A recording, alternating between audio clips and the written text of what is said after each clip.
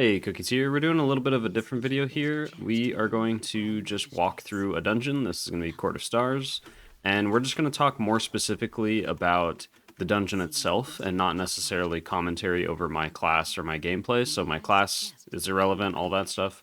It's just going to be me talking about the dungeon and what you want to be most aware of as a healer in each pack.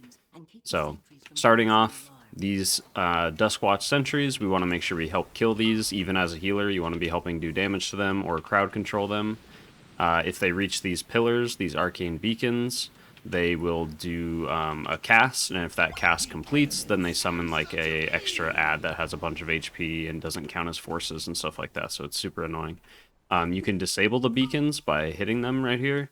But if one of the sentries walk up and still do that cast, even if the beacon is disabled, they still will summon the reinforcement. Disabling the beacon, all that is for the boss, because the boss will summon reinforcements and summon one reinforcement for every beacon that wasn't disabled.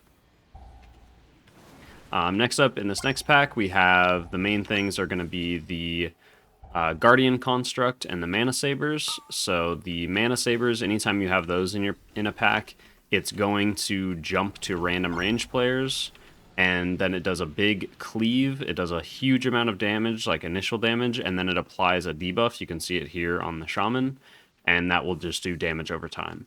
And that does, like I mentioned, it does cleave, which means that the debuff also cleaves. So you want to make sure anytime that there are Mana Sabers in a pack, you want to help crowd control them, stun them, use things like that, and then also stay spread out from other range players, and then dispel the debuff every time you can, and make sure everyone's nice and healthy. Next up, we have the constructs that I was mentioning. So the constructs, all they really do is they have a frontal, so you just want to be aware if you're in front of them. And then they are also going to cast Suppress, which just targets a random player. It can just be interrupted, or if the cast doesn't get interrupted, as a healer, you can dispel it off the person. It just puts it's like a channeled effect that the mob does. And then lastly, they are going to cast Charging Station. That's the last ability that they'll cast. Yeah, you can see how much the Sabers hurt here. Once we fight another construct, I'll explain the rest of their abilities.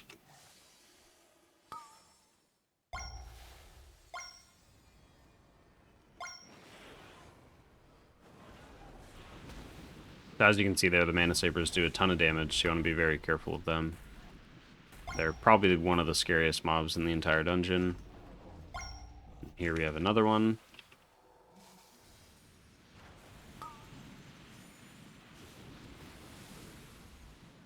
Marked by lightning.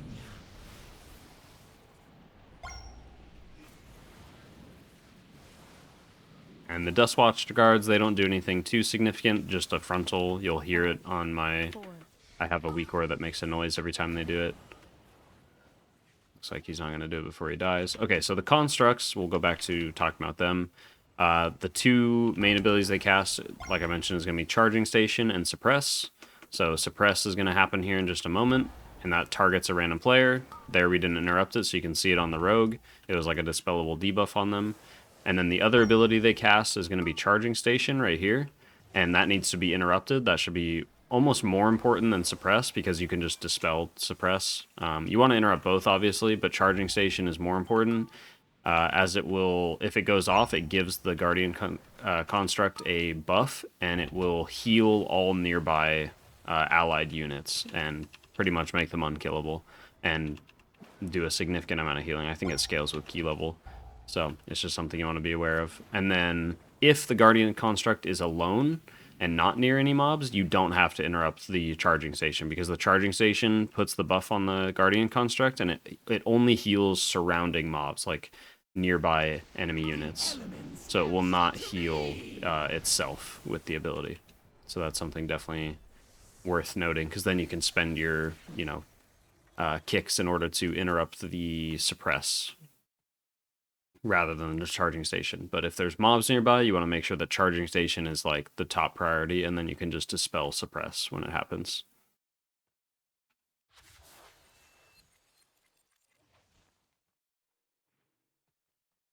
Alright, and then next up we have Patrol Captain Gerdo. To make this fight really easy, there is this little file. It already got used, but there's this little file right here on this table. You can see it's like surrounded with a green mist. And what that will do is if you have someone with alchemy go over to it and click on it, the boss will die at 25% HP rather than at 0% HP. So it's super, super useful. Definitely what you want to do. And then basically this boss is going to do a what I like to call a frontal and a buntal, which is where he shoots out a frontal in front of him, but also behind him. You can see it right there. It's called Resonating Slash, so you just want to watch out for that. And then other than that, he will spawn these little things called Street Sweepers, and it's just these little orbs. You'll see the orb spawn ahead of time, and then it will cast its ability. And it just does a straight line of like basically like a little frontal. So you'll see the orb spawn, and then it targets a random player and then shoots. So mainly when you see the orb spawn, that's when you want to be aware of like, okay, that might, that's where it's coming from. It might face at me. And then lastly, the boss casts Arcane Lockdown. He'll cast it here in just a moment. When he finishes the cast, everybody gets 3 stacks of this debuff, and you have to jump to remove your stacks. Each stack does damage, and because it stacks, the damage is higher at 3 stacks than, say, if you're at 1 stack. But everybody's at 3 stacks to begin with. It is dispellable, so as a healer, you should always dispel one player. So when the next Arcane Lockdown happens, I'm just going to show an example. I'm just going to dispel, like, the Shaman, and then I'll jump 3 times. So here it goes. I'm going to start jumping as I dispel the Shaman. Now I got rid of my stacks, and their stacks are gone as well.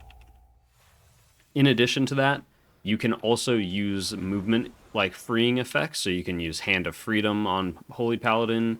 You can use, there's a talent that priests can take that let their Fade remove snares. That will work. You can use Tiger's Lust as a Mistweaver monk. And you can use other things like that. I can't come up with literally everything that every healer can do, but that's to give you an idea, is you can use movement freeing effects on yourself or allies, and that will also break you out of the root. So always dispel, that's rule number 1 on this boss, always dispel the root on one player. Doesn't really matter who, typically some kind of caster DPS is going to be the best because they're the ones who actually lose damage. Melee DPS don't lose any damage from jumping up and down, but ranged DPS typically do if they have to cast spells and stuff. Otherwise, you can just default to yourself.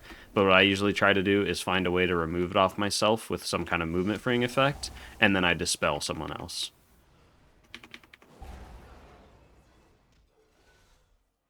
Alright, and then we have a while before we get to the next group of mobs.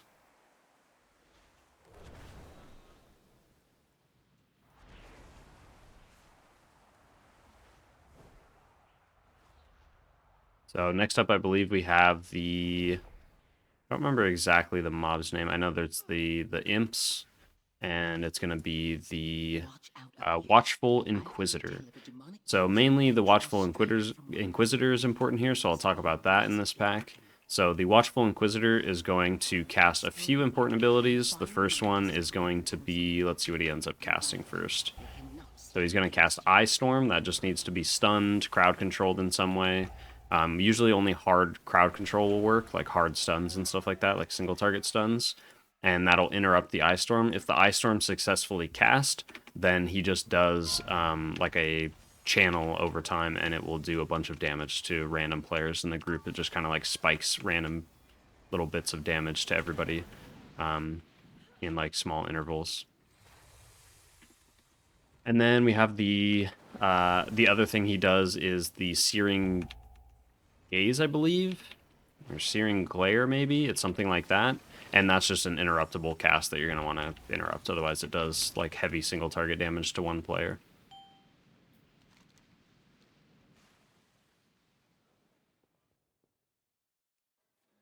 Where are we going? Following the monk.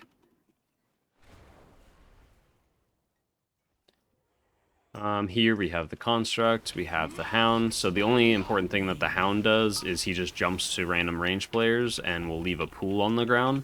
The initial jump, it's just like the Mana Sabers, but it doesn't do initial damage. So you don't have to watch out for the initial damage, but the pool on the floor that he leaves does a lot of damage, so you want to make sure you get out of that. Yeah, there's the Searing Glare he started casting. Also, while you're fighting the Watchful Inquisitors, they will do just random amounts of damage to the group, like just periodically, so you'll want to watch out for that. And then in this pack, since we already talked about the Inquisitor, we're going to talk about the Mistress, which she just casts a Bewitch. It's just an interruptible cast, so usually it'll get interrupted, but if it does not get interrupted, you'll want to make sure you dispel the debuff that it applies to one of the players. And I believe, if I'm not mistaken, what it does, what Bewitch does, is it doesn't do anything until the debuff actually expires, and then it will do like a burst of damage, like lethal damage to the player that it hits. But I'm going to actually double check really quick, just to make sure. Reducing movement speed and haste. Okay, so it doesn't do any damage, but it reduces the target's haste by 50%. That's a lot. So definitely want to get rid of that. So dispel people if they get that on them.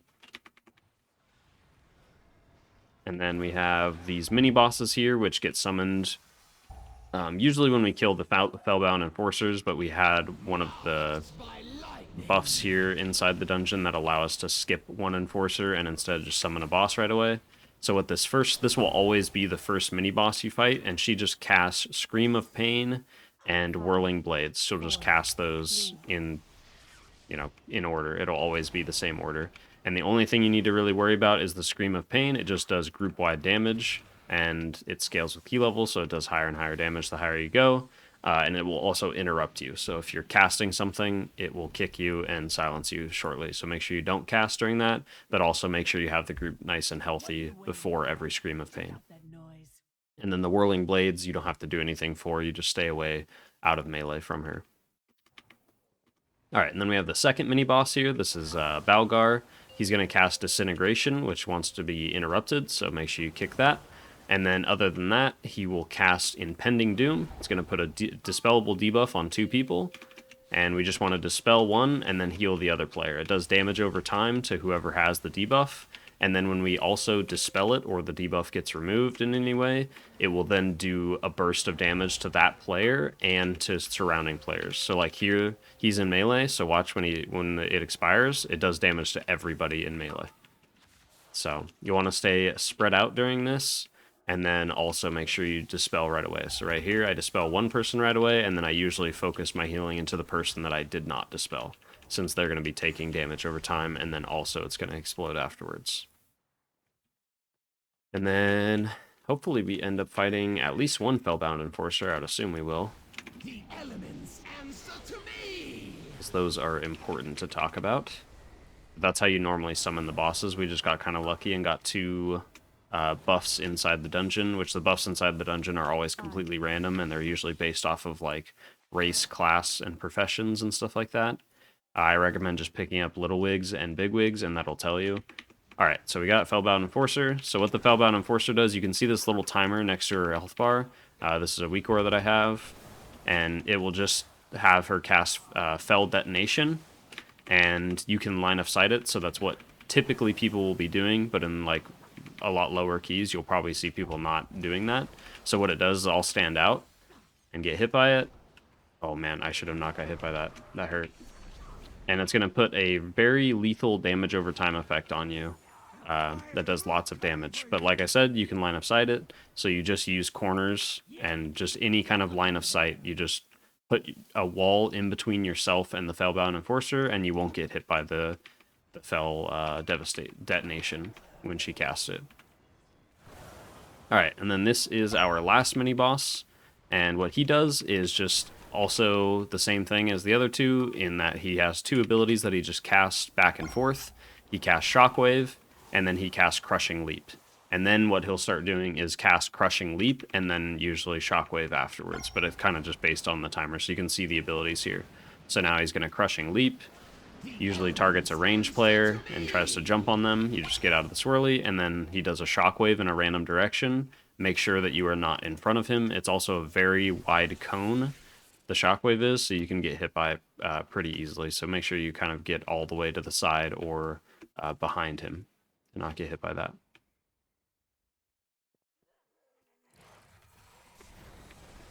Alright, and I think that is most, if not all, of the trash out here before the second boss. So next up, we'll just be talking about the second boss.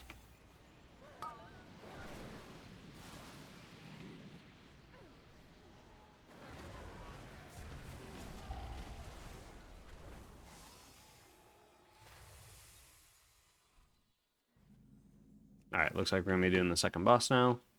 Do need more percentage though, so... Oh, looks like, yeah, we're going to get that more percentage right now.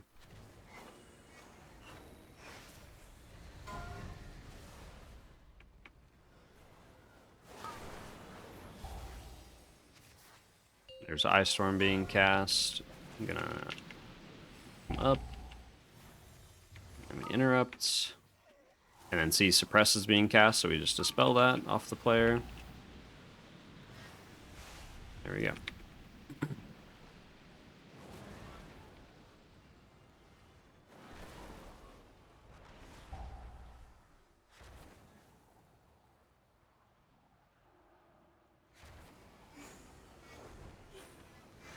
Maybe one more pack before we do boss.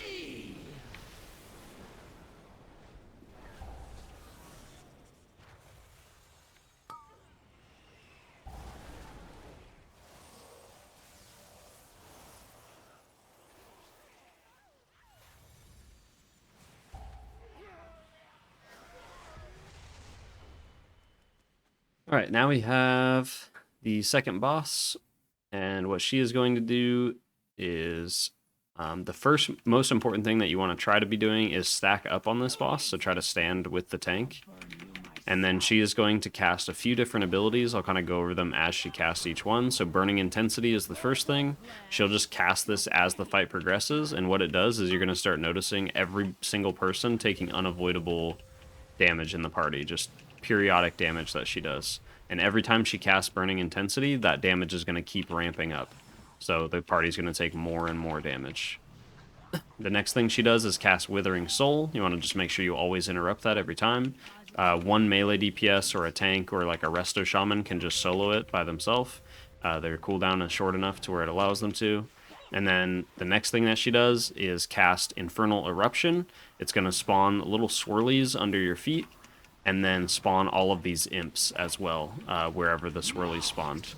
So, before I talk about the ability more, I will show you. So here goes the Infernal Eruption when she does it. Withering Soul, Infernal Eruption. We spawn a bunch of swirlies under our feet. You can see them right there, those red swirls. Now the imps spawn, and these imps just need to... They're the same imps from the dungeon earlier, where we just need to interrupt them and crowd control them and kill them quickly. They die very fast to AoE damage. But your main focus during this boss as a healer should be healing, because the Burning Intensity gets rather intense as the fight progresses. Like right now you can see how much damage we're taking, and it's like it's actually pretty hard to deal with, especially as you go up in higher and higher keys and stuff. So it can become overwhelming very fast. So the best advice I can give for this boss is just make sure that you use your cooldowns conservatively and use them as the fight progresses, not at the very beginning. So the first Burning Intensity, you should just be kind of using regular healing spells, and then as the fight progresses, you use more and more potent healing cooldowns and buffs and stuff to yourself. Alright, and then here you're going to have different Chatty Rumormongers that are going to be spawned when you enter this room. There's 5 of them total. You can see them if you zoom out your mini-map right here. You can see them as little dots on the map, like yellow dots. Again, there's 5 of them, and they always spawn in like a few different places. So one will always spawn here by the door. There's always one here at the entrance. Then there is going to always be... they're always going to be either on the left or right. They can spawn down here. So the easiest way to break it down is you have like downstairs to the left, you have upstairs to the left, you have downstairs to the right, and upstairs to the right. And that's it. They don't really spawn anywhere else. So just check where they are, and then your goal should just be to run around and talk to each of them. If you have big wigs, little wigs, or DPM, as you can see here in chat, it'll share with your party when you talk to them, because they share clues with you, and then those clues will allow you to find the spy inside the dungeon. So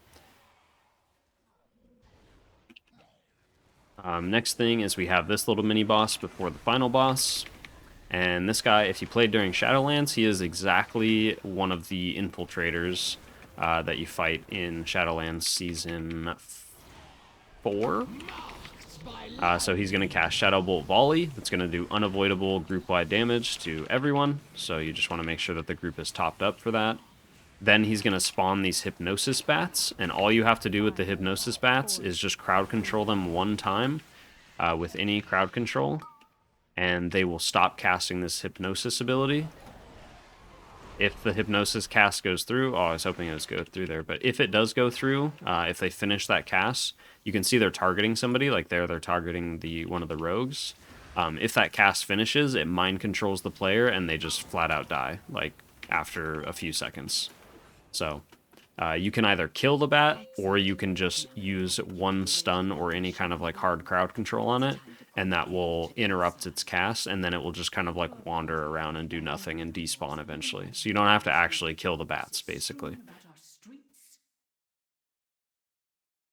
I assure you, Grand Magistrix, the situation is being... And then we have the last boss here, and the tip I'm going to give for this is baiting the swirlies. It's going to be a little complicated, so don't worry about it too much. This is something you can kind of come back to once you're more comfortable with the boss.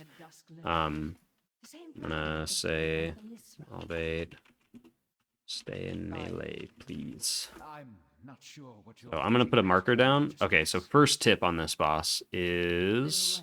I don't have any of them. I'm so sad. You definitely want to use... man, what are they called? They're the darkness potions. I can't remember what they're called. My gods would never permit such an But they make everything darker. I'll have to show you it on like the next Quarter Stars video I do or something, or I'll post it in the comments in like a pinned comment once I remember what it's called.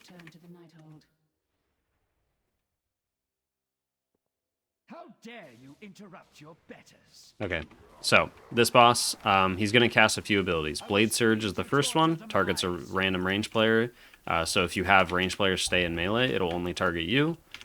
And then it puts down this little clone on the ground right here, as you can see. So that's Blade Surge. So every time Blade Surge is going off, I'm trying to put it in the same spot I put it in the last time. You don't have to, but it helps make this fight a lot easier.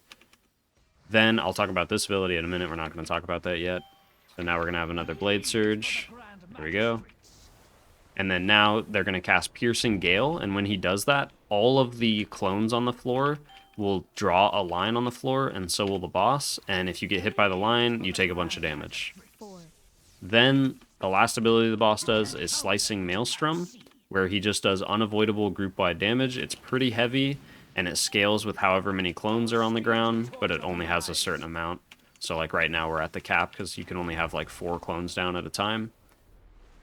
And then also during the Slicing Maelstrom, what's very, very important is that if you are standing by the boss or a clone, you take extra damage. So you can see during the Slicing Maelstrom, you can see right now they're like pulsing. They have like a little 7-yard pulse around themselves. If you stand in that, you take a lot of extra damage, so make sure you do not do that. Standing by the boss is okay if you're trying to do damage to him as like a melee DPS, but if you're range, you should never be by these clones or by the boss during the Slicing Maelstrom. You can't counter what you can't see. And now we're just going to use another cooldown. We get stunned by that. So now you can see that he's starting to spawn clones elsewhere. Now see where all the lines are on the floor. They're like really hard to see and avoid. That's why we ideally want to stack them on top of each other like this. Because when they're all stacked up, all the lines go the same way. So they're just all in one spot. So it's just so much easier to deal with rather than having to like actually pay attention to where all the lines are. And there we messed it up again. So now when he does it, there's going to be lines, you know, in more places than just that one spot. So hopefully that helps a little bit with the boss, but basically it's just deal with the slicing, like be ready to really go ham on healing with the Slicing Maelstrom. And then other than that, just try to bait every time that he's going to cast Blade Surge. That's the dash ability, and you just try to always put it on the same spot. It doesn't have to, but it makes the fight a lot easier as a, like, that's what you can do as a healer. So hopefully this video was helpful. Let me know what you guys think about this kind of video, because I will happily do this for every single dungeon and just go through and talk about like niche things, or just, you know, just generalized topics on the dungeon more specifically, rather than me commentating as a class, just playing my character and stuff. So we can kind of mix it up and, you know, change it up from healing out loud to now just going through and kind of doing like a walkthrough of the dungeon, because it's a lot of stuff that people take for granted, or like myself, I take for granted, of just knowing this stuff. But then when I run a dungeon with people and I tell them this stuff, they're like, whoa, I didn't know this. I didn't, you know, like there's so many things that are just like super niche info that you don't know about until you pick it up in keys yourself by playing a bunch or by someone telling you. So I figured that that's what this can be useful for. So again, let me know what you think. Thank you so much for watching. See you guys later. Have a good one.